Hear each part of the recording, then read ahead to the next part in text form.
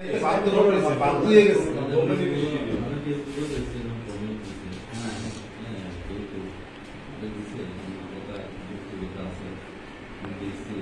কারণে আমাদের মানে গাড়ি গেছে কেন তাই সেটা কিন্তু মিটিংয়ে একটা সহায়তা করার কথা ছিল আমাদের সেটা মনে হয়েছে কিন্তু যখন আজকে লোকের সাথে কথা বলা না কেউ খুব ধারণা এই মুহূর্তে তার যে জামাই বাবু উনি খুব সিরিয়াস কন্ডিশনে আছেন।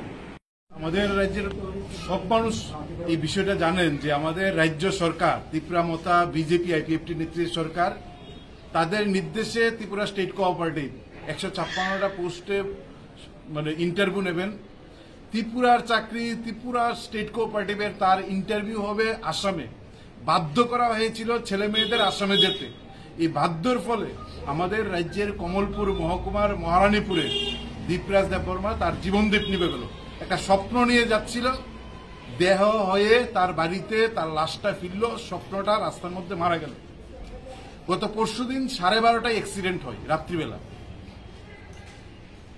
তার 21 ঘন্টা পর দেহটা শিলচর মেডিকেল কলেজে আনা হয় পোস্টমর্টম করার জন্য। 21 ঘন্টা পর কোথায় রাজ্যের বিজেপি আইপিএফটি ত্রিপুরা মতা সরকার, কোথায় স্টেট কোঅপারেটিভ?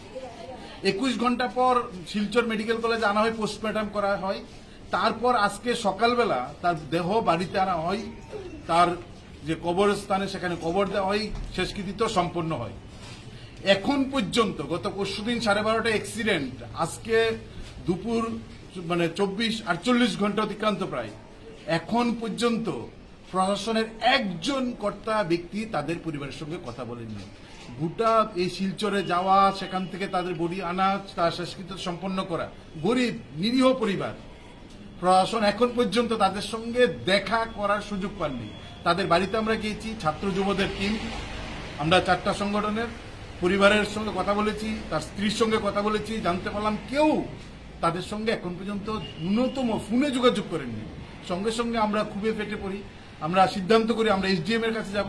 এসডিএম অফিসে আসলাম, এসডিএম সাহেব নেই, উনি আরেকজন অধিকর্তা আছেন ডিসি সাহেব, ওনার সঙ্গে আমরা বলছি, এই ক্ষোভ প্রকাশ করেছি যে কি অদ্ভুত বিষয়, গত পরশুদিন রাত্রি 12:30টায় অ্যাক্সিডেন্ট হলো, আজকে পর্যন্ত এই বাড়িতে আপনারা যাওয়ার কেউ ডিএম এসডিএম কেউ সুযোগ পেলেন না। এক্ষুনি তাদের বাড়িতে যান, তাদেরকে আশ্বস্ত করুন, তাদের পাশে দাঁড়ান, তাদের বুঝান যে আমরা আপনাদের প্রশাসন আপনাদের পাশে আছি। আর যেরকম ভাবে চলছে সেরকম ভাবে প্রশাসনটা চলছে। আমরা এই যে ছেলেটা মারা গেছে, মাত্র 2.5 মাস হয়েছে সে বিবাহ করেছে, মা এবং বাবা দুজন গুরুতর অসুস্থ। সে যখন যাচ্ছে ইন্টারভিউ দিতে, সঙ্গে তার বোনের জামাই ছিল, সেও অসুস্থ, ইনজুর্ড, সিরিয়াস ইনজুর্ড। সে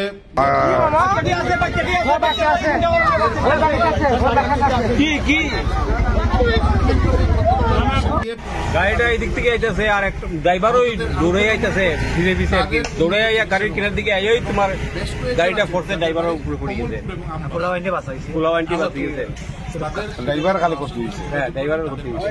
গাড়িটা কোন গানে? গাড়িটা কোন স্কুলের? কেজি স্কুলে।